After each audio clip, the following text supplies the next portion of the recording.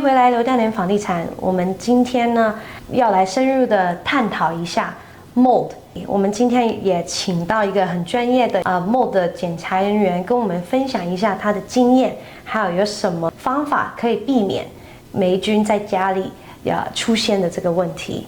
Hi Caleb, thank you for joining us today. How you doing? Yeah, do you mind introducing yourself to our audience here? No problem.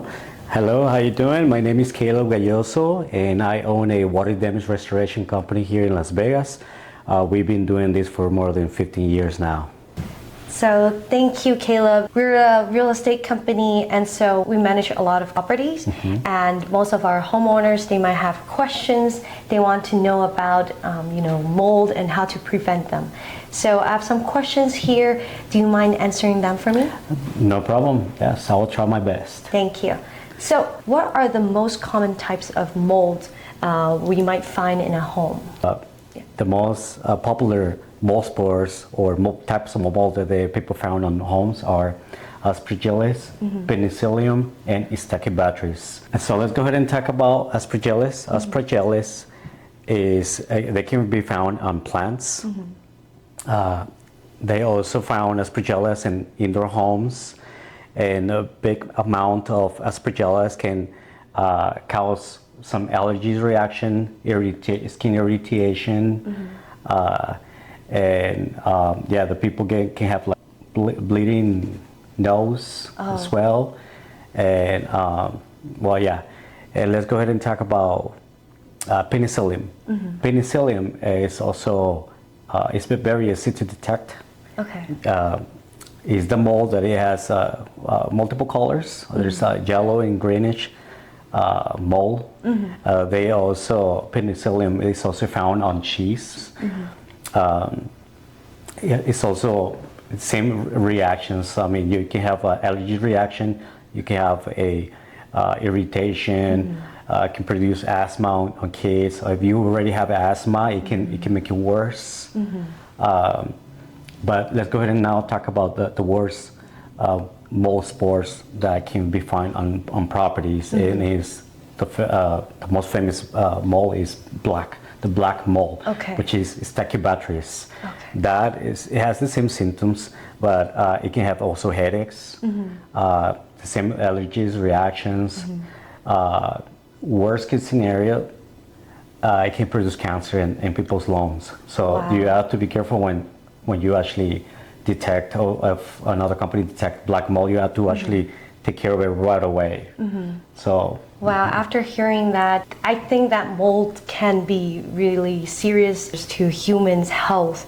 Are the tenants able to continue occupy the homes, or do they have to move out for a certain period of time? It all depends. Let's go ahead and put a couple examples here. Let's say a plumbing company opened a drywall in the kitchen or living room where there was actually mold, but he doesn't know that there was actually mold. He can cross-contaminate the house. Right. As soon as he starts cutting out the drywall with the saw or whatever tool he used, any power tools, all the spores that can spread out to all the house, especially if he's close to the return vent, it's going to go everywhere. So in that case, we recommend the people to leave the property so we can do it in full discontamination. Right. We're talking about cleaning the whole entire house, including air duct cleaning. Oh yes, definitely. But if, for another example, if they found suspicious microbial activity, like behind the fridge or in the bathroom, and they decide not to touch it, they decide to call us right away. Right.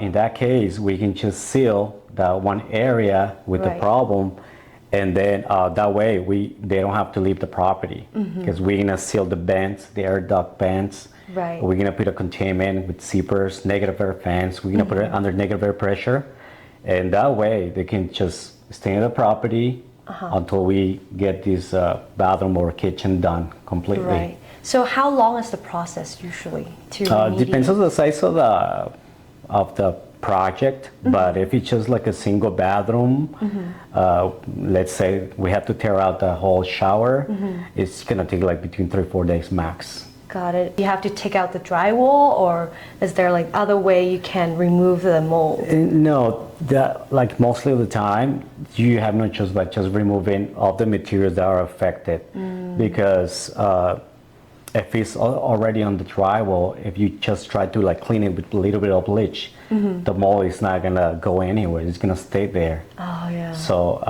actually, bleach, I think it can make it worse. Okay. So you actually have to remove the material. So I think for most homeowners, they care about, of course, the safety of the tenants, but also how much will it cost usually? I think the minimum for mold remediation, including the testing, around $1,500. That would be like the minimum. Yes. Minimum. And then what area are we talking about? Are you talking about like a small bathroom? Okay, like a small bathroom and stuff like that. And then you did mention about a test. So Right, you will take the mold to the lab and then test them out? Yeah, we don't do that because legally the remediation companies cannot do their own testing. Okay. We have to call a hygienist professional. Okay. Oh. That's the people that are in charge to test the air or swab test. Okay, so you test it for two reasons. In the beginning, you test it because you want to know if the mold or microbial activity that is in your bathroom, kitchen, bedroom, you don't know what it is. Right. If you want to know exactly what it is, how dangerous that is, so what they're gonna do is they're gonna test either the air or they're gonna swap it. They're gonna send it to the lab. The lab is gonna tell us the results. Right. If it becomes like aspergillus or stachybotrys, and then we have to treat it. Because there's thousands and thousands of different types of mold, and not all the molds are dangerous. So that's what you normally do in the beginning. Once you finish remediation, you have to test again to guarantee the homeowner, the tenant, the air in the inside the containment is okay for them to breathe. Got it. And you did mention that, most commonly found mold are in the bathrooms and also like, behind dry walls. The mold normally is found on any water source. Right. Kitchen faucets behind the fridge. Sometimes it has a small leak. Yes. Laundry rooms, water heaters. Yeah, garage. Garage. It could be anywhere where there's water. Yeah. But to prevent something like that, you have to every month check every water sources. Okay. Go underneath your sink and make sure everything's dry there.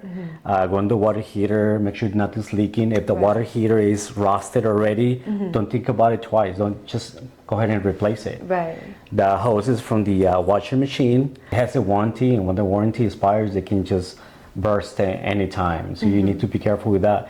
What causes mold is always moisture. Thank you so much. I think you have answered like most of the commonly questions asked by homeowners, and we definitely learned a lot today. Thank you for your time being with No problem. us. 如果你喜欢这个影片的话，你可以再留下留言告诉我们，或者是有什么影片你们想要知道更多的话，也可以留言告诉我们。我们这一期就差不多，下期再见，拜拜。